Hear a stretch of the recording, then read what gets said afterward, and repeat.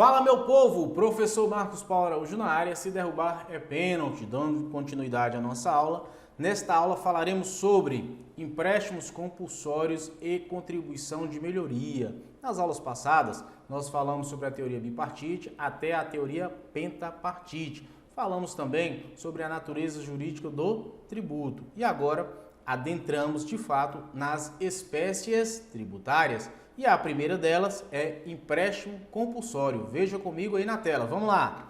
Olha só. Tem previsão aonde? Tem previsão no artigo 148 da Constituição da República Federativa do Brasil, de 1988, que diz o seguinte: a União, mediante lei complementar. Olha só, antes de mais nada, gente, eu espero que você esteja aí com a sua Constituição e com o seu CTN, tá certo? Por quê, professor? Porque você vai grifando, você vai lendo a legislação e vai memorizando. Por isso que o professor não coloca aqui, já direto na tela. Tenha à mão sua Constituição e o seu Código Tributário Nacional nas minhas aulas para que você possa estar acompanhando, tá certo? Então vamos lá, veja comigo, ó, 148. Vai lá. A União, mediante lei complementar, poderá instituir empréstimos compulsórios. Inciso 1º, para atender às despesas extraordinárias decorrentes de calamidade pública, de guerra externa ou sua iminência. 2. No caso de investimento público de caráter urgente e de relevante interesse nacional, observado o disposto no artigo 150, inciso 3º, a linha B. Beleza? Tudo tranquilo? Então veja que a espécie tributária empréstimo compulsório, na verdade, tem previsão constitucional, artigo 148. Professor, no contexto infralegal nós temos, infraconstitucional nós temos também? Sim, com base aonde, gente? Com base no artigo 15 do CTN, que assim traz para a gente. Vejamos então o que diz o artigo 15 do CTN. Somente a União, então veja que outros estados, municípios, Distrito Federal não poderão instituir empréstimos compulsórios, competência da União. Artigo 15 CTN. Somente a União, nos seguintes casos excepcionais, pode instituir empréstimos compulsórios. Inciso 1º, guerra externa ou sua iminência. Inciso 2º, calamidade pública que exija auxílio federal impossível de atender com recursos orçamentários disponíveis. Inciso 3º, conjuntura que exija a absorção temporária de poder aquisitivo, tá? Esse inciso 3º, ele é questionável do CTN. Então veja comigo o seguinte, tanto no artigo 148 da Constituição Federal, quanto no artigo 15 do Código Tributário Nacional, nós temos aí a figura do empréstimo compulsório. A quem compete, então, instituir o empréstimo compulsório? Quem tem essa competência? Somente a União, Estados, Distrito Federal, municípios e Estados, municípios e Distrito Federal não poderão instituir o empréstimo compulsório. Tudo tranquilo em caso de guerra, bem como em caso de calamidade pública. Agora, essa parte do inciso 3º que eu li para vocês, do próprio CTN, no sentido de arrecadar fundos, digamos assim, para o fim específico, como está aqui, ó, conjuntura que exige a absorção temporária de poder aquisitivo. Não pode, tá? Vou até antecipando para vocês. Por quê? Porque a Constituição, na verdade, ela não permite. Tá bom? Pressupostos fáticos que autorizam a criação do empréstimo compulsório. Quais são esses pressupostos, professor? Quais são, ou melhor dizendo, qual é o instrumento para a criação? Está aqui. Qual é ou de quem era a competência? Está aqui. Princípio da anterioridade e da noventena. Aplica-se ou não? Ou em quais hipóteses nós temos essa aplicação? Pois bem, pressupostos fáticos conforme Constituição Federal e, bem como o artigo 15. Nós temos o quem como pressuposto? Despesas extraordinárias de quê, gente? Decorrentes de calamidade pública, né? Ou seja, houve uma calamidade pública em âmbito nacional, poderá a União instituir esse empréstimo compulsório para atender às necessidades urgentes, tá bom? Para atender à necessidade daquela calamidade de forma urgente e imediata. Então, a União poderá instituir nessas condições. Qual o instrumento que a União vai utilizar? O instrumento legal é uma lei complementar, porque a Constituição fala que é lei complementar, artigo 148. A União, mediante o que, gente? Mediante lei complementar, né, poderá instituir empréstimos compulsórios. Competência, como a gente já viu, a competência da União, estados e municípios, Distrito Federal, não poderão agora o negócio complicou. Não poderão instituir o empréstimo compulsório. Nesse caso de calamidade pública, se liga, no caso de calamidade pública, Marcos, poderá instituir, na verdade aqui, o que? Haverá a observância do princípio da anterioridade da noventena, gente? Não há necessidade de observância, né, do princípio da anterioridade ou da noventena. No que diz respeito às despesas extraordinárias, né, oriundas ou decorrentes de guerra externa ou na sua eminência, guerra externa que no caso ela já eclodida, né, já acontecendo, eu posso, na verdade, instituir o empréstimo compulsório? Sim. Qual é o instrumento legal? Lei complementar, com base no artigo 148 da CRFB da Constituição. De quem é a competência? A competência é da União, né? E os princípios que nós aplicamos aqui, ó, o princípio da anterioridade e da noventena. Aplica-se no caso de guerra externa e sua eminência? Não há necessidade, memorize isso, tá? Investimento público, né, de caráter urgente, poderá, nesse caso aqui, né, ser instituído empréstimo compulsório? Sim. Qual o instrumento? Lei complementar. A quem compete? A União. Há necessidade de observância do princípio da anterioridade da noventena? Sim. Há necessidade de observância do princípio da anterioridade e da noventena. Outra coisa que muitas vezes cai em prova, poderá a União, através de medida provisória, instituir o empréstimo compulsório? Não, porque a gente sabe que a medida provisória não poderá criar tributo ou tratar de matéria reservada à lei complementar. Por outro lado, a gente sabe que a medida provisória pode sim criar um tributo, né? Porém, desde que não haja ressalva de que, na verdade, esse tributo seja criado através de lei complementar. Tudo tranquilo? Tudo certo? Pois bem, sigamos adiante. Isso a gente viu lá atrás, a gente viu aqui, gente, com relação ao empréstimo compulsório. Me permita fazer uma consideração que às vezes cai em prova, né? Deixa eu só colocar na tela para vocês o seguinte, essa parte aqui, ó. Opa, adiantei muito, deixa eu voltar. Aqui, ó. Essa parte costuma cair com relação e o candidato acaba que se engasgando ou se escorregando nessa questão. O investimento público, por isso que eu deixei em destaque aqui, ó, em vermelho, ele atrelado ao caráter de urgência, na verdade, a gente faz, né, de repente o examinador atrela esse caráter de urgência e o caráter de investimento público, a gente passa despercebido, ao fato de não se observar ao princípio da anterioridade e da observância.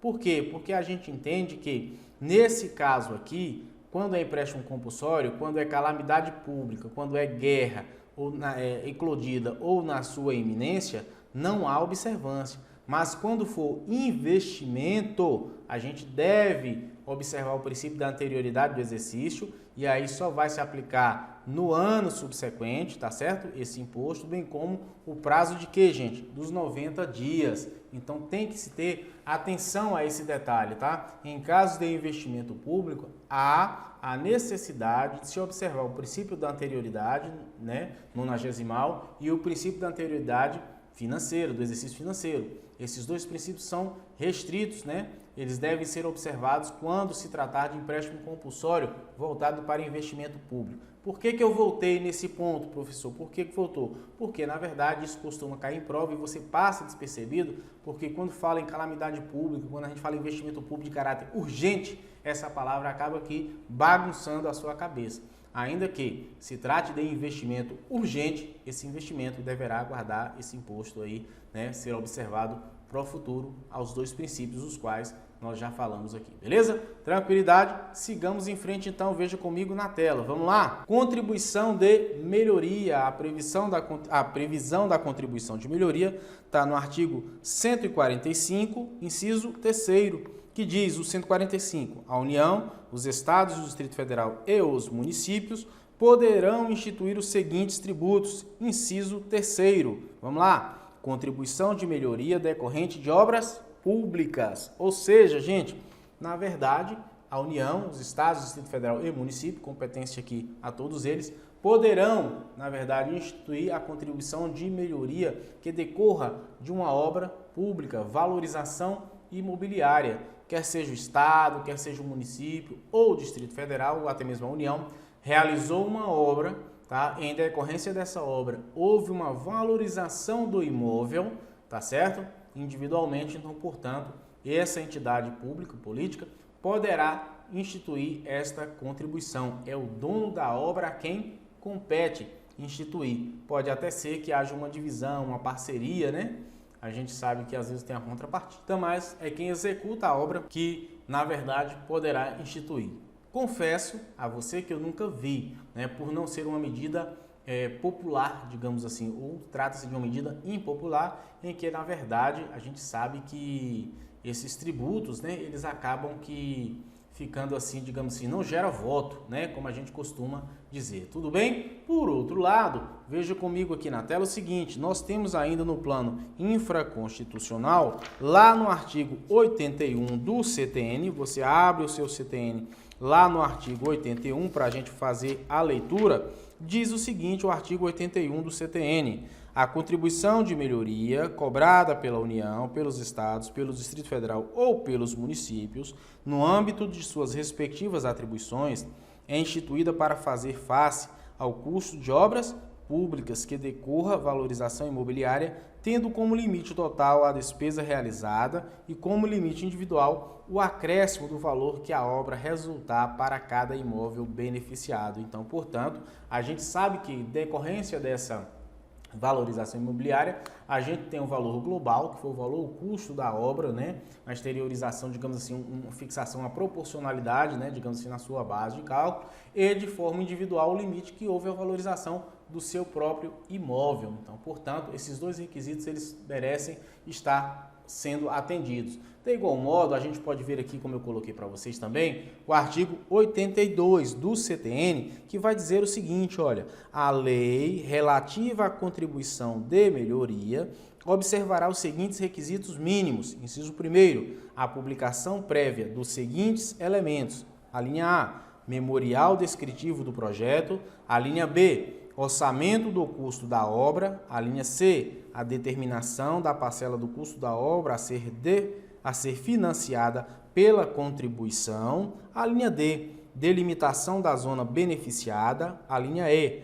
determinação do fator de absorção do benefício da valorização para a zona de cada uma das áreas diferenciadas nelas contidas. Então vejam que no artigo 82 diz que a lei relativa à contribuição de melhoria observará os seguintes requisitos mínimos. Então veja que também há uma certa dificuldade na instituição desse tributo, uma vez que há alguns requisitos que devem ser observados, tem que ser feito cálculos, tem que haver a limitação, tem que expor o valor daquela obra, quanto que custou, por que custou, né, para se chegar ao valor, digamos assim, real, né, daquilo que é devido pela contribuição de melhoria. Tudo bem? Tranquilo? Pois sim, vamos lá, seguindo em frente. Limites para a contribuição de melhoria, conforme a gente viu aqui no artigo 81 e artigo 82.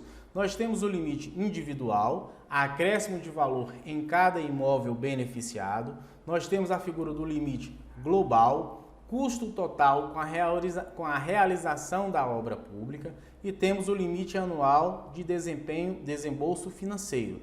Então, o limite individual é o acréscimo de valor em cada imóvel beneficiado. Então, portanto, né, o poder público, o instituidor, digamos assim, ele tem que ter em mente o quê? Qual foi o valor, né? Qual foi o valor em cada imóvel que foi beneficiado. Artigo 81 do Código Tributário Nacional. Temos, por outro lado, o limite global, que é o custo total com a realização da obra pública, o custo total com a realização da obra pública, né? Quanto que foi, quanto que custou, até para se aferir, dividir, digamos assim, né? Vai ser que vai dividir os valores desta obra entre todos os beneficiados, tá? Haverá uma divisão, porque Paulo não pode pagar mais do que Marcos e ainda assim a base de cálculo, digamos assim, é o valor total. Custou 1 milhão a obra, vai dividir o valor global, mas quanto que foi de acréscimo? Porque senão não vale a pena. O meu imóvel valorizou, um exemplo, 5 mil, eu vou ter que pagar de contribuição de melhoria 10 mil reais? Não faz sentido, tá? Vamos lá, limite anual do desembolso financeiro, a parcela anual não poderá exceder a 3% do maior valor fiscal do imóvel. Então, portanto, o percentual, o limite para a instituição é de 3% sobre o valor fiscal, né? Desde que haja uma atualização à época da cobrança. Isso não há problema algum. Decreto-lei número 195 de 61, artigo.